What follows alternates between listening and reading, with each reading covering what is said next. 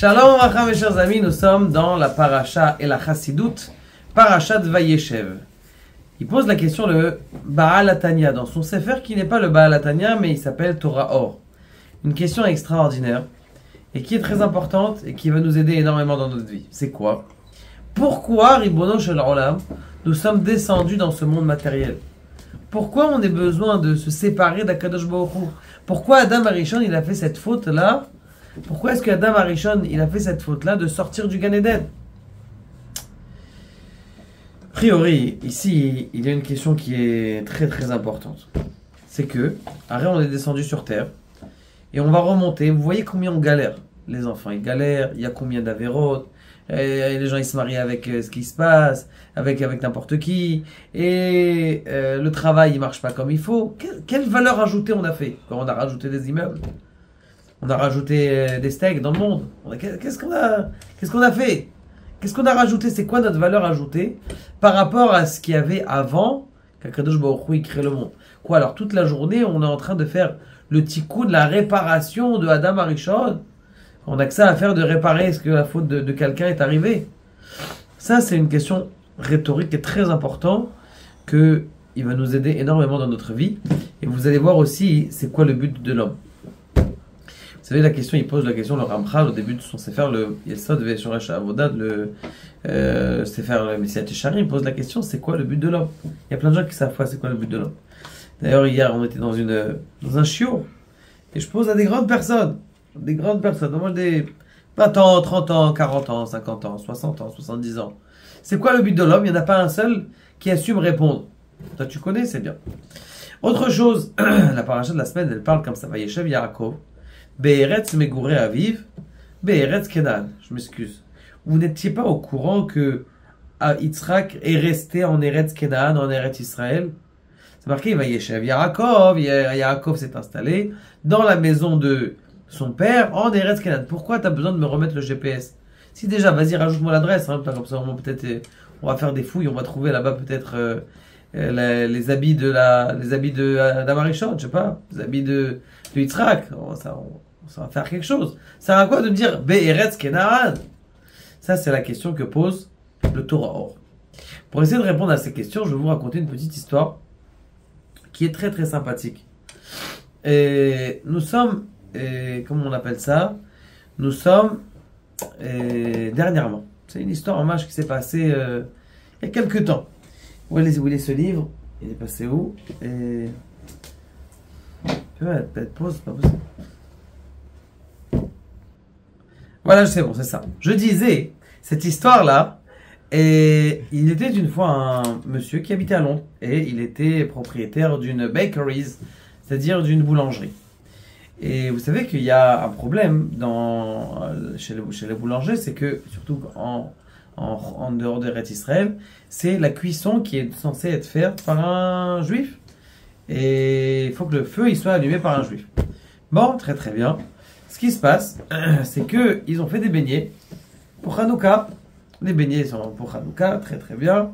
Et il est cuit. Et puis après, la mafia, il rentre, il dit, mais attendez, j'ai un problème. Qui est-ce qui a allumé ce feu-là? C'est pas toi Moshe? Non, c'est pas moi, j'étais pas là, je viens d'arriver. Je dis, mais alors c'est qui a allumé le feu? Ah, il faut absolument qu'on jette les donuts, il faut absolument qu'on jette les beignets. Ça n'a pas été cuit selon la halacha. Même si Bediavad, dans les beignets, ça marche, parce que c'est pas...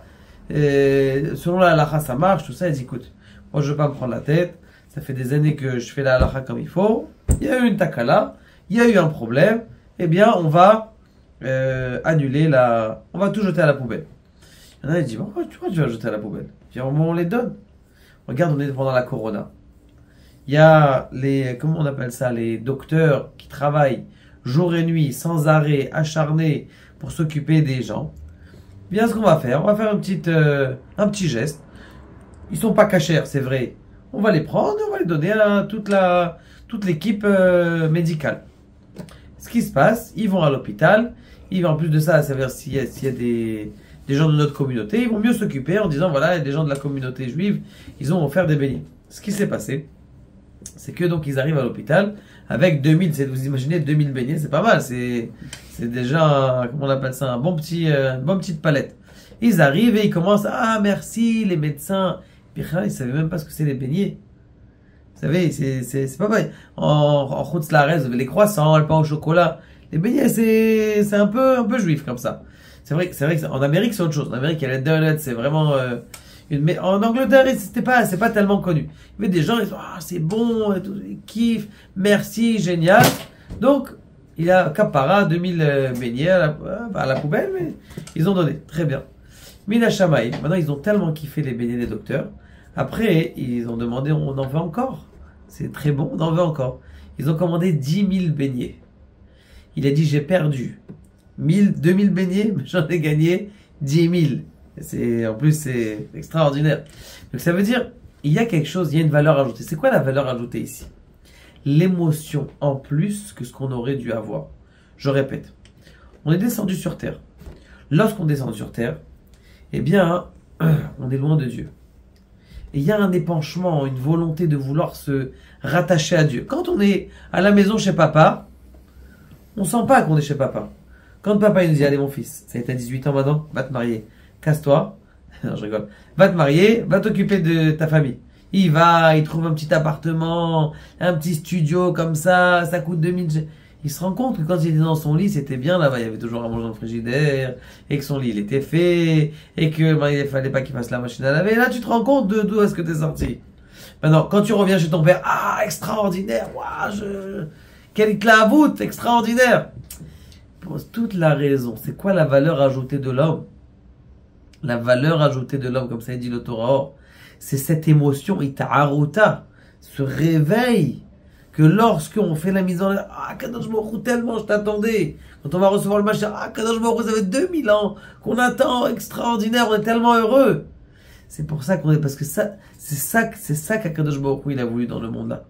Et d'ailleurs, c'est marqué, mais comme je parlais de Tshuva Omedim, En Tzadikim Nigemurim Yecholim La'amod, à l'endroit où les grands tzadikim se tiennent, eh bien, à l'endroit où les Baalei Tshuva, ceux qui font Teshuva, ils se tiennent, les grands tzadikim ne peuvent pas se tenir. Ça veut dire quoi, les grands tzadikim ne peuvent pas se tenir? La réponse, elle est que le grand tzadik, il a toujours été en rectiligne. Il montait, il montait, il montait. Le Baal Tshuva, il dit, waouh, c'est beau la Torah, c'est extraordinaire, je vais apprendre à lire, je vais apprendre à grandir, je vais apprendre la Gemara. Cet émerveillement, c'est ça la valeur ajoutée qu'Akadosh Baruch Hu veut.